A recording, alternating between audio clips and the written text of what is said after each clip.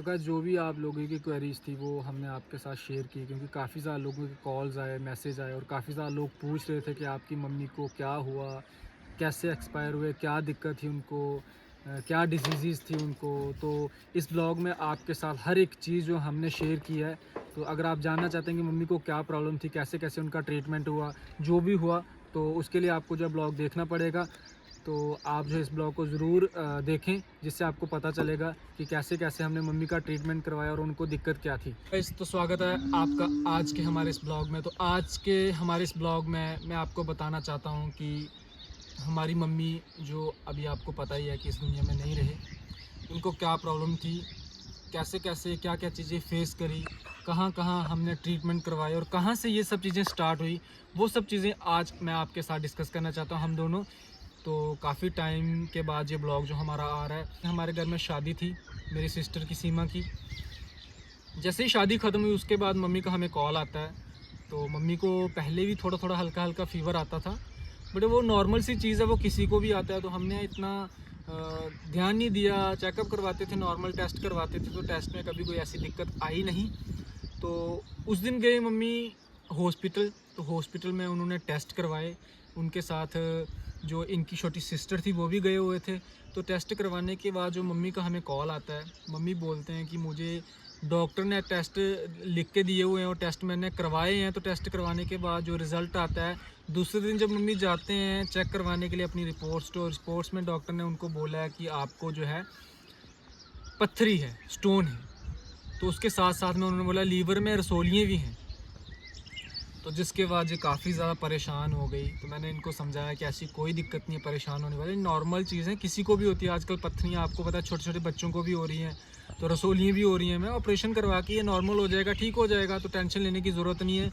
तो अगले दिन क्या करा मैंने, इनको बोला आप जाओ, तो आप जाके जो आगे देखो कैसे क्या करना है, किस तरीके से ट्रीटमेंट करवाना है, क्योंकि डॉक्टर बोल रहे थे कि मम्मी के अंदर जो है ब्लड की मात्रा जो है काफ़ी ज़्यादा कम है। उनको पहले से ही ब्लड की प्रॉब्लम रहती थी, क्योंकि और कोई प्रॉब्लम्स क्रिएट होती रहती थी, कभी कहीं दर्द, कभी कुछ, कभी कुछ। तो उसके बाद मैंने इनको भेजा, फिर ये गए। तो आगे का ट्रीटमेंट जो है इन्हीं ने करवाया है। तो यही बताएँगे आपको कि आगे आगे क्या ट्रीटमेंट हुआ, किस तरीके से हुआ। फिर इन्होंने मुझे भेजा तो वो दिन जो था वो मंडे का दिन था जब मैं गई सुबह यहाँ से। ये मुझे उधमपुर ड्रॉप करके आए कि आप जाओ। तो आगे देखा तो मम्मी चढ़वाल मोड़ है वहाँ पर जहाँ मेरे मायके हैं। कुछ लोगों को पता होगा, कुछ को नहीं पता है। तो वहाँ मम्मी मेरा वेट कर रहे थे, तो मम्मी मुझे वहाँ से पकड़ के लेकर गए वो नान खिलाने के लिए कि चलो हम खाना खा लेते हैं, तुम भी भूखी हो, मैंने भी कुछ नहीं खाया। मम्मी डॉक्टर को चेकअप करवाने के लिए गए थे। एक्चुअली मम्मी को उस दिन एडमिट करवाना था, लेकिन घर जाकर उसके बाद मेरे भाई के साथ मेरा बहुत झगड़ा हुआ कि मम्मी को एडमिट करवाना था तो उन्हें एडमिट नहीं करवाया मम्मी को। तो उसने मुझे बताया कि डॉक्टर ने बोला है कि पहले मम्मी के कुछ स्कैन्स वगैरह होंगे, लाइक सीटी स्कैन और बाकी अदर चीज़ें, एमआरआई वगैरह मम्मी की होगी। उसके बाद ही वो ऑपरेशन वगैरह कर पाएंगे। तो मैंने बोला चलो ठीक है, हम गवर्नमेंट हॉस्पिटल में नहीं करवाएंगे, हम प्राइवेट हॉस्पिटल में लेकर चलते हैं। तो वहाँ का काफ़ी अच्छा हॉस्पिटल है, प्राइवेट हॉस्पिटल कठुआ का। तो मैं दूसरे दिन अर्ली मॉर्निंग में ही मतलब मैं लेकर चली गई। पापा को काम था कुछ, पापा नहीं जा पाए और भाई मेरा गया था मेरे साथ। जब मैं डॉक्टर के पास लेकर गई तो उन्होंने मुझे बताया कि इनको रसोलियाँ हैं और इनको स्टोन्स हैं पेट में। तो मैंने कहा कोई बात नहीं, आप ऑपरेशन वगैरह कर दो इनको। तो उन्होंने बोला कि आप एक बार स्कैन वगैरह करवा लो, क्योंकि उन्होंने भी सेम चीज़ बोली, डॉक्टर ने, सीनियर डॉक्टर ने लिख के दिया हुआ था। तो जब मम्मी को स्कैन वगैरह करवाया तो पता चला हमें कि मम्मी के लीवर में इन्फेक्शन हो गई है। और जब मम्मी के करीब करीब 4 से 5 बजे हम फ्री हुए वहाँ पर। जो मैं सुबह 11 साढ़े 11 बजे गई थी और 4 से 5 जो है वो बज चुके थे मम्मी के स्कैन्स वगैरह और सारे जो भी प्रोसीजर था वो कंप्लीट करने में। स्टिल उन्होंने कहा कि आप नेक्स्ट डे आकर हमारे से रिपोर्ट्स ले लेना। तो मैं चली गई वापस हॉस्पिटल में, उन्होंने एडमिट कर लिया मम्मी को। तो उन्होंने बिना रिपोर्ट्स देखे ही उन्होंने मम्मी को फ्लूइड चढ़ाना शुरू कर दिया। तब तक मम्मी बिल्कुल ठीक थे, चलते थे, फिरते थे, अच्छा खासा मतलब ठीक-ठाक खाते-पीते थे, कम चीज़ें डाइजेस्ट होती थी बट होती थी उनको। देन उसके बाद दूसरे दिन मुझे शाम को 4 बजे रिपोर्ट मिली, तो हमें पता चला कि मम्मी को लीवर में इन्फेक्शन हुआ है। और मतलब पापा भी तब तक आ गए थे, मेरा भाई भी वहाँ था। तो मैंने डॉक्टर से बाकी जो टेस्ट जो थे वो भी मैंने उनकी रिपोर्ट्स भी कलेक्ट करी वहाँ से। तब मुझे थोड़ा सा मैं घबराई भी, बट डॉक्टर ने मुझे कहा कि एवरीथिंग विल बी फाइन, हम ऑपरेशन वगैरह कर देंगे तो सब ठीक हो जाएगा। देन उसके बाद उन्होंने वापस से मम्मी को फ्लूइड चढ़ाना और मम्मी को ब्लड भी चढ़ाया उन्होंने। और जैसे ही उन्होंने मम्मी को ब्लड चढ़ाया, वो ब्लड जो चढ़ाया मम्मी को, वो करीब करीब 3.5 घंटे का प्रोसीजर था उनका। और उस मतलब ब्लड चढ़ाने में मम्मी को इतनी ज़्यादा दिक्कत हुई थी, मतलब पता नहीं क्या था। और उन्होंने उस टाइम पे हमें इतना मतलब ज़्यादा फोर्स करा कि आप अभी के अभी ब्लड चढ़ाओ, अभी के अभी ब्लड चढ़ाओ। बट उससे पहले तक मम्मी ठीक थे, मतलब जब तक उन्होंने दवाइयाँ फ्लूइड ये सब नहीं चढ़ाया था, उससे पहले तक मम्मी ठीक थे। मेरे पास मम्मी के कुछ फ़ोटोज़ भी हैं, कुछ वीडियोज़ भी हैं, मैं वो भी ज़रूर शेयर करूँगी। तो वो मतलब मम्मी को इतनी कुछ ख़ास दिक्कत नहीं थी। देन उसके बाद जब ब्लड वगैरह चढ़ाया तो मम्मी को ना मतलब परेशानी हो गई उनको, कि उन्होंने मतलब खाना खाना कम कर दिया, चलना कम कर दिया। और वो पूरी रात उस रात सो नहीं पाए थे। वो सारी रात मतलब बैठे रहे, परेशान होते रहे। कभी मेरी कमर में दर्द हो रहा है, कभी मेरी टांगों में दर्द हो रहा है, कभी मेरे सर में दर्द हो रहा है, कभी मेरा सर फटा जा रहा है, मुझे घबराहट हो रही है। बस यही सब चीज़ वो रात मतलब मेरे लिए वो रात बहुत मुश्किल रात थी। और उसके अगले दिन ही मैंने डॉक्टर ने बोला था कि हम ऑपरेशन करेंगे, लेकिन पता नहीं किस रीज़न से डॉक्टर सर्जरी करने से मना कर दिया कि नहीं, पॉसिबल नहीं हो पाएगा, ये ब्लड ही नहीं इनको सही से चढ़ पा रहा। मैं अब तक मुझे ये चीज़ों का समझ नहीं आ रहा कुछ भी, ठीक है। तो उसके बाद मैंने इनको कॉल करा। देन मम्मी ने मेरे को रात को ही, वो पता नहीं क्यों इतने परेशान हो गए थे, उन्होंने मुझे बोला कि आप सबको फ़ोन कर दो। मैंने अपने कज़न ब्रदर्स, बाकी जितने भी रिश्तेदार थे, माय कज़न सिस्टर्स, सबको मैंने कॉल कर दी कि भाई आप आ जाओ। मम्मी की हालत, जो मम्मी मतलब मिलना चाह रही है, वो नहीं, वो चीज़ें बर्दाश्त कर पा रहे थे, उनके दिमाग में पता नहीं क्या है, वो घबरा गए थे। तो उसके बाद मैंने इनको कॉल करी। तो मम्मी ने बोला कि इनको बुला लो, तो इनके साथ साथ मम्मी भी सुबह हॉस्पिटल में आ गए मॉर्निंग में। और वो जो रात थी मम्मी के साथ मेरी, जिस रात मम्मी को ब्लड चढ़ाया गया था, वो रात मैं मतलब ज़िंदगी में कभी नहीं भूलूंगी, क्योंकि उस रात मेरी मम्मी को बहुत ज़्यादा तकलीफ़ हुई थी। देन अगले दिन मुझे डॉक्टर ने डिस्चार्ज देने से भी मना कर दिया। उन्होंने ये भी बोला कि हम इनके सर्जरी भी नहीं कर सकते और हम इनको डिस्चार्ज भी नहीं देंगे।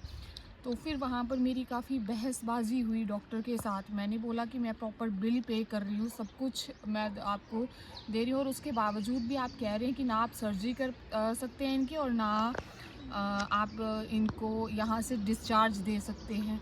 फिर उन्होंने मुझे कहा कि मैं आपको डिस्चार्ज ऑन रिक्वेस्ट दूंगा, जिसके लिए मैंने उनको डिनाई कर दिया कि मुझे डिस्चार्ज ऑन रिक्वेस्ट नहीं चाहिए मम्मी का, और मुझे उनका रेफरल डिस्चार्ज चाहिए। मैंने सीनियर डॉक्टर से जाके बात करी कि भाई मुझे रेफरल डिस्चार्ज चाहिए मम्मी का, क्योंकि वहाँ मैं क्या ही रिवील करूँगी, मैं वहाँ की कुछ ऐसी चीज़ें हैं जो मैं नहीं रिवील करना चाहती। काफ़ी जाना माना वो हॉस्पिटल है, तो मैं वो चीज़ें नहीं डिस्कस करना चाहूँगी। बट उसके बाद मैंने सीनियर डॉक्टर से बात करी, उनकी मेरे साथ उनकी बहसबाजी हुई कि भाई मुझे डिस्चार्ज दीजिए। फिर उन्होंने मुझे रेफरल डिस्चार्ज बना के दिया, बट उसमें भी उन्होंने कम से कम 3 से 4 घंटे मेरे जो है वो वहाँ पर वेस्ट करे। और इतने में ही जब बना के दिया उन्होंने, उसके बाद उन्होंने मुझे प्रॉपर बिल तक नहीं दिया उस चीज़ का। और उसके बाद फिर जैसे ही मैंने पेमेंट वगैरह करी, मम्मी को जैसे डिस्चार्ज मिला तब तक सारे आ चुके थे। इन्होंने करा फ़ोन, तो मम्मी को लेके मैं पहुंच गया हॉस्पिटल।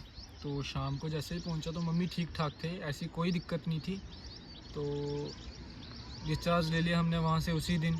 तो मम्मी ने बोला कि इसको भेज दो घर, तो तू मेरे पास रुक। तो दूसरे हॉस्पिटल में हमने एडमिट करवा दिया था मम्मी को, तो इनको भेज दिया घर पे। तो पापा और मैं और मामी थे, वो रहे वहीं पे। नॉर्मल चीज़ें चल रही थी। पूरी रात गाइस, आप मानोगे नहीं इस बात को कि पूरी रात हम जगे हुए थे, मम्मी के पास बैठे हुए थे, मम्मी सोए हुए थे, बट ना ही कोई नर्स, ना ही कोई डॉक्टर, कोई भी देखने तक के लिए नहीं आया। मम्मी को जो फ्लूइड लगाया हुआ था वो भी मैं बोल बोल के गया खुलवाने के लिए, तो वो बोलते हैं कि हमारी वहाँ के लिए ड्यूटी है नहीं है, वहाँ के लिए किसी और की ड्यूटी है, तो आप उनको बोलो। वहाँ पे कोई ना डॉक्टर था ना कोई नर्स थी, तो हम किसको ढूंढते और किसको बोलते। उनसे मैंने रिक्वेस्ट करके फ्लूइड खुलवाया। अगले दिन सुबह मैंने पापा को बोला कि पापा यहाँ पे देखो कोई फ़ायदा नहीं है मम्मी को रखने का, क्योंकि नर्स तक पूरी रात देखने नहीं आई कि पेशेंट कैसा है, सीरियस कंडीशन में है, कोई उनको दवाई देनी है, कोई ट्रीटमेंट देना है, कोई पूछना है, कुछ भी नहीं, या कोई टेस्ट करवाओ, ऐसा भी कुछ नहीं। ना वो आए, ना कुछ बोला, ना कुछ भी नहीं। तो अगले दिन हमने डिसाइड किया तो हम लेके चले गए मम्मी को। तो गाइज़ फिर हमें पता चला राजस्थान के लिए, तो हमने टिकटें करवाई शाम को, तो राजस्थान लेके गए मम्मी को, वहाँ पे भी मम्मी का ट्रीटमेंट करवाया। एक और जगह फिर यूपी में लेके गए हम, यूपी में मम्मी का ट्रीटमेंट करवाया। तो उसके बाद हमें किसी ने बताया कि आप लुधियाना जाओ, लुधियाना जाके आप इनका ट्रीटमेंट करवाओ, वहाँ पे बेस्ट डॉक्टर्स हैं, तो वहाँ पे इनको जो है आराम मिल जाएगा। तो गाइज़ उसके बाद जो है हम लुधियाना गए, लुधियाना डॉक्टर से मिले, डॉक्टर से मिलने के बाद हमने जो है वहाँ पे मम्मी का ट्रीटमेंट जो है स्टार्ट कराया, क्योंकि हम जो है पहले एलोपैथिक मम्मी को खिलवा रहे थे, तो उन्होंने हमें बोला कि जो फ्लूइड चढ़वाया गया और जो एलोपैथिक दवाइयाँ आपने इनको दी हैं, उन दवाइयों की वजह से इनकी तबीयत जो है काफ़ी ज़्यादा बिगड़ गई है। जिसके बाद जो है हमने मम्मी को एलोपैथिक दवाइयाँ टोटली बंद की, वो भी डॉक्टर के कहने पे की। डॉक्टर ने क्योंकि अपनी दवाई लगाई थी, उन्होंने फिर आयुर्वेदिक दवाई लगाई, क्योंकि उन्होंने बोला ये एलोपैथिक से इनको आराम जो है नहीं मिलेगा, क्योंकि एलोपैथिक बहुत ज़्यादा गर्म होती है और ऑलरेडी इनके जो लीवर में इन्फेक्शन है, और लीवर इनका जो प्रॉपर तरीके से वर्क जो है नहीं कर पा रहा है, डाइजेशन जो है इनको नहीं हो रही है, जिसके चलते जो है इनको गर्म चीज़ बिल्कुल नहीं दे सकते। डॉक्टर ने को खाना भी डाइजेस्ट होना बंद हो गया था। जैसे हम हॉस्पिटल से घर लेके आए, मम्मी को खाना पानी भी मम्मी को डाइजेस्ट होना बंद हो गया था। और जब हम लुधियाना से दवाइयाँ लेकर आए, डॉक्टर ने एक ही सबसे बड़ी गलती बताई कि जो इनको फ्लूइड चढ़ाया गया है वो बहुत बड़ी गलती करी गई है, क्योंकि मम्मी के लीवर में ऑलरेडी इन्फेक्शन था, और जैसे ही उनको फ्लूइड चढ़ाया गया तो वो इन्फेक्शन उस चीज़ से मतलब लाइक आप कह लो कि मम्मी का लीवर जो है वो उससे स्वेलिंग हो गया था गाइस। तो पेट सूज के जो है काफ़ी ज़्यादा बाहर आ गया था, और काफ़ी ज़्यादा हमारे जो फ्रेंड्स हैं सोशल मीडिया पे, उन्होंने हमें काफ़ी ज़्यादा हॉस्पिटल सजेस्ट किए, पीजीआई समथिंग बड़े सारे हॉस्पिटल। कुछ लोगों ने ये भी कहा कि हमारे काफ़ी ज़्यादा डॉक्टर पहचान के भी हैं, हम उनके नंबर देते हैं, ये करते हैं वो करते हैं, तो उनका थैंक यू सो मच, इतना उन्होंने सोचा। बट जो है मम्मी को डॉक्टर ने पहले ही बोल दिया था कि उनको इस चीज़ की ज़रूरत बिल्कुल भी नहीं है। तो मम्मी के लिए जो है बेस्ट जो ट्रीटमेंट था वो हम करवा रहे थे, और हमने करवाया भी, एंड तक पूरी ट्राई करी। और उसके बाद डॉक्टर ने हमें बोला कि इनका जो है रोटी टोटली बंद कर दो, इनको सिर्फ लिक्विड चीज़ें दो, जूस दो, जिससे जो है इनका लीवर जो है जल्दी डाइजेस्ट कर पाएगा, और इनका लीवर जो है धीरे धीरे इन्फेक्शन जो है ख़त्म होगी, और उसके बाद जो है इनको आराम मिलना जो है स्टार्ट हो जाएगा। तो गाइज़ उनकी दवाई से काफ़ी हद तक जो है मम्मी को रिलीफ मिल चुका था। जो पेट की स्वेलिंग थी मम्मी की, वो साइडों से जो है बिल्कुल ख़त्म हो चुकी थी, सेंटर में थोड़ी सी रह गई थी। और उनकी इन्फेक्शन में जो लास्ट टाइम हमने जो करवाए थे टेस्ट, जो उनकी इन्फेक्शन भी काफ़ी कम हो गई थी। तो लास्ट में जो दवाइयाँ जो उनको दे दी थी मम्मी को एलोपैथिक, उनसे जो है मम्मी को जो है जॉन्डिस की प्रॉब्लम हो गई थी। हमें स्टार्टिंग में इतना नहीं लगा, पर लास्ट में जो देखने को मिला हमें, जॉन्डिस मम्मी को काफ़ी ज़्यादा हो गया था, तो जिसकी वजह से उनको और ज़्यादा दिक्कत हो गई थी, क्योंकि खाना नहीं दे पा रहे थे। डॉक्टर ने टोटली मना करा था, तो काफ़ी ज़्यादा लोगों ने जो है हमें ट्रोल भी करा। उसमें मैं इंक्लूड करूँगा, कुछ रिलेटिव्स भी थे जिन्होंने बहुत ज़्यादा ट्रोल करा कि आप इनको खाना नहीं दे रहे हो, आप इनको मार दोगे, ये कर रहे हो वो कर रहे हो। बट जो डॉक्टर सजेस्ट करेंगे हम उसी हिसाब से करेंगे, क्योंकि डॉक्टर ने हमें पहले ही बोले थी ये चीज़ कि यूट्यूब पे बड़ी सारी चीज़ें चलती हैं, उन्होंने पहले ही बोला था कि आप डॉक्टर खुद मत बनना, जो मैं सजेस्ट करूंगा, जैसा ट्रीटमेंट बोलूँगा, जैसी आपको परहेज़ करने को बोलूँगा वैसा आपको करना है, तो आपको रिज़ल्ट जो है अच्छे देखने को मिलेंगे और जल्द से जल्द आपकी मम्मी ठीक हो जाएंगी। तो गाइस हम वैसा ही कर रहे थे, वैसे ही सब चल रहा था और मम्मी की रिपोर्ट्स भी नॉर्मल हो गई थी। मम्मी को जो पेन होता था हल्का हल्का वो भी कम हो गया था। तो गाइस जिस दिन मम्मी हमारे एक्सपायर हुए उस दिन ही मैं सुबह घर पे आया था। आप मानोगे नहीं कि तकरीबन 2 मंथ तक मैं मम्मी के पास रहा। 2 मंथ तक हम दोनों सोए नहीं, पूरी रात। पूरी रात नहीं हम सोते थे, क्योंकि मम्मी को हमें रात ये रहता में था कि मम्मी को कभी पानी पीना है, कभी उनको वॉशरूम जाना है, कभी उनको पेन हो रही है, बैक पेन हो रही है, टांगों में पेन हो रही है, सर की मालिश करनी होती थी। तो हम 2 महीने तक हमने लिटरली सो के नहीं देखा हुआ है कि रात की नींद कैसी होती है। और दिन में जब मम्मी थोड़ा बहुत सोते थे तो तब हम भी थोड़ी बहुत अपनी नींद पूरी कर लेते थे। और बाकी घर वाले, पापा ने भी काम करा होता था, भाई भी बिज़ी रहता था काम में, और सिस्टर भी मेरी आपको पता है सारा दिन काम वगैरह करती रहती थी। तो रात को उसको इन तीनों को नींद तो कंपल्सरी रहती है, हर किसी को नींद की ज़रूरत होती है। तो इसीलिए हम दोनों को रात को जागना पड़ता था, या तो मैं जाग जाती थी या ये जाग जाते थे। तो हमारा ये रहता था तो मम्मी गाइस के हमने साथ। क्या करा क्या नहीं करा, बड़ा सारा हमें ट्रोल किया गया रिलेटिव्स के द्वारा, लोगों द्वारा। बट उन लोगों को ये नहीं पता कि हमने क्या किया। कोई भी 2 दिन आके नहीं रुका मम्मी के पास या 4 दिन आके नहीं रुका, क्योंकि बातें हर कोई कर लेता है। एग्जैक्टली, बातें मुंह जरूर। सारे कर लेते हैं, जितने मुंह उतनी बातें होती हैं। कोई 4 दिन क्यों नहीं रुका उनके पास, कोई उनको खिलाने क्यों नहीं आया। क्योंकि किसी को किसी की फिक्र हो ना तो वो आता है। बातें तो सारे कर लेते हैं दूर से, बट जो अपने होते हैं ना एंड मोमेंट पे हमेशा वही काम आते हैं। बिल्कुल। और रिश्तेदार, लोग, घर वाले, ये बाहर वाले, ये वो सब कोई काम नहीं आता। जो अपने होते हैं ना सगे, हमेशा वही काम आते हैं और लास्ट तक वही काम आए। ठीक है, क्योंकि लोगों ने बड़ी सारी बातें करी, आज भी याद है और वो हमेशा याद ही रहेंगी। बहुत सारी चीज़ों के ब्लेम आए मुझ पर, बहुत सारी चीज़ें जो हैं वो मैंने फेस करी मम्मी के ट्रीटमेंट के दौरान, आफ्टर मम्मी के एक्सपायर होने के बाद जो है मैंने बहुत सारी चीज़ें सुनी लोगों से, बहुत सारी बातें मुझ पे बनाई गई कि इस तरीके से। और जिस दिन ये मम्मी को छोड़ के आ गए थे घर पे कि इनको भी कुछ पर्सनल काम थे, तो मैं हर बार मना नहीं कर सकती थी इनको। तो ये मम्मी को बता के आई कि मम्मी मैं कल या परसों वापस आ जाऊंगा। और उसी रात मम्मी को नॉर्मल थे, ठीक थे, सब कुछ बहुत अच्छे से चल रहा था।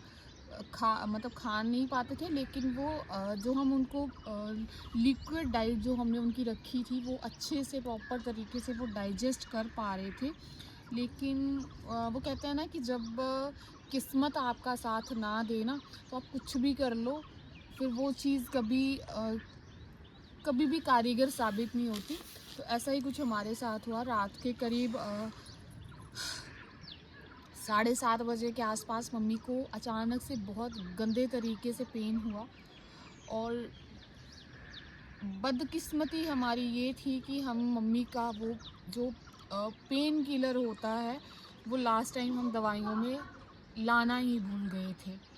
तो वो चीज़ भी मुझे कहीं ना कहीं रिग्रेट फील करवाती है। तो मम्मी को बहुत ज़्यादा उस टाइम पेन हुआ, बहुत गंदा वाला पेन हुआ कि मम्मी से बर्दाश्त ही नहीं हुआ वो पेन। और उसके बाद हमने मम्मी को इंजेक्शन वगैरह, एलोपैथिक इंजेक्शन जैसे आपको बताया गया कि मना किया गया था, लेकिन मम्मी बहुत तंग कर रहे थे कि मुझे इंजेक्शन लगवाओ ही लगवाओ, क्योंकि उनसे पेन वो बर्दाश्त नहीं हो पा रहा था। पता नहीं क्या हुआ था उनको, क्या नहीं हुआ था, समझ नहीं आई। तो वो इंजेक्शन लगवाए। दैन उसके बाद मुझे कुछ एंग्जाइटी जिससे ख़त्म होती है, मुझे इंजेक्शन के नाम भी कुछ याद नहीं है। तो वो इंजेक्शन वगैरह मुझे लेने जाना पड़ा कठुआ से, जबकि मुझे डॉक्टर ने बोला था कि ये इंजेक्शन ईज़िली नहीं मिलते हैं।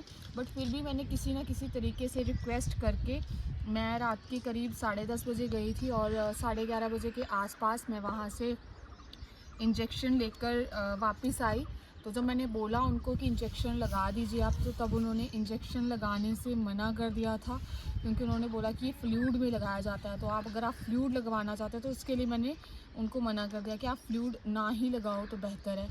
तो करीब मतलब थोड़े टाइम बाद जब हमने दवाइयाँ वगैरह उसके बाद हमने दी मम्मी को पेन किलर वगैरह, तो 1 डेढ़ घंटे बाद मम्मी को आराम आ गया था। मतलब करीब करीब 2 ढाई बजे के आसपास 2 बजे के आसपास मम्मी को आराम आ गया था। मैंने पूछा मम्मी को कि मम्मी आप अब ठीक है, आप पेन तो नहीं हो रहा? तो मम्मी ने कहा कि नहीं भाई मुझे पेन नहीं हो रहा।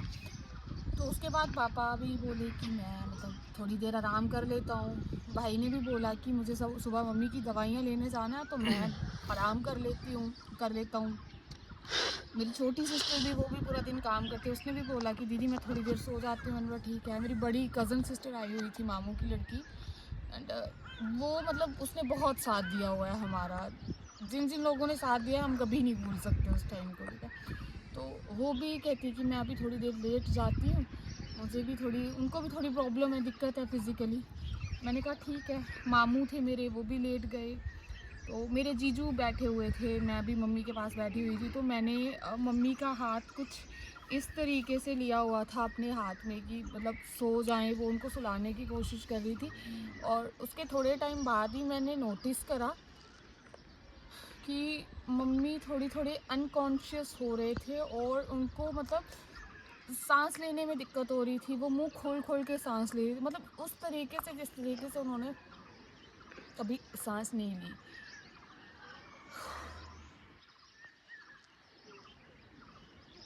देन उसके बाद मुझे थोड़ा-सा कुछ अजीब लगा कि मम्मी की तबीयत ठीक नहीं है। मेरे जो ताए, चाचे सारे वहीं पे थे उस टाइम। मुझे थोड़ा अजीब लगा। मैंने सबको उठाया, पापा को, दीदियों को, भाई को, सबको उठाया कि उठ जाओ, मम्मी की तबीयत सही नहीं लग रही, हमें लग रहा है मम्मी को लेकर हॉस्पिटल जाना पड़ेगा।